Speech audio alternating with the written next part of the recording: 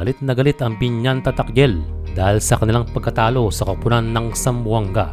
Kitang-kita ang pagkadismaya from team owner to the players dahil ito ang masasabi natin na laro na panalo na pero natalo pa talaga. Para dito sa Zamboanga ay sadya namang may mga shooters ang team na ito at isa rito ay si Renzo Zubido. Pero siyempre pagdating naman sa experience ay dyan lamang ang Binyan na mayroong Kanyaleta at Mark Pingris sa loob ng court. Although may mga shooter din itong Binyan. Pero anong nangyari sa fourth quarter na dahan-dahan na nakahabol itong Zamboanga? Sa mahigit 5 minutes ng laro ay party-party pa itong Binyan. Matapos ang dalawang magkasunod na tres ni Pambay Mundo at feel na ng mga fans. Nasa Binyan na ang game na ito.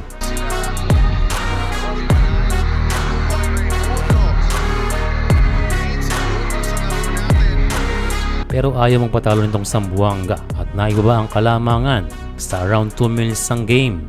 Sinamahan pa ito ng man-to-man defense. Gusto talaga manalo nitong Zamboanga pero na-break ng Binyan ang zona at ang resulta for a nice slam for KG Kanyaleta.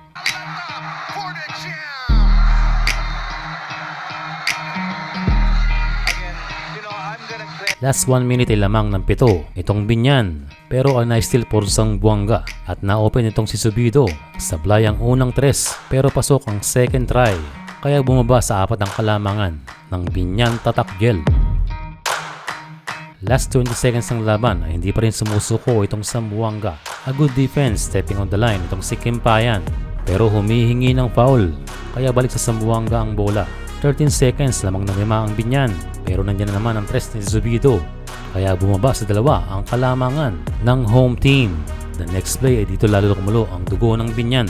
A good foul to Kanyaleta pero tinawagan din si KG ng second motion pero mukhang hindi kumbensido ang Tatakgel na tila nag-flop itong Zamboanga kaya narito ang instant replay. Sablay ang unang free throw ni Kanyaleta pero bumawi sa pangalawa. And for Zamboanga ay pasok ang 2 free throws ni Zubido na isang disenteng free throw shooter. 5 seconds sa Zamboanga ang bola. Butas ang depensa ng Binyan for an easy shot. Lamang na ang Zamboanga. 0.2 seconds wala ng timeout ang Binyan.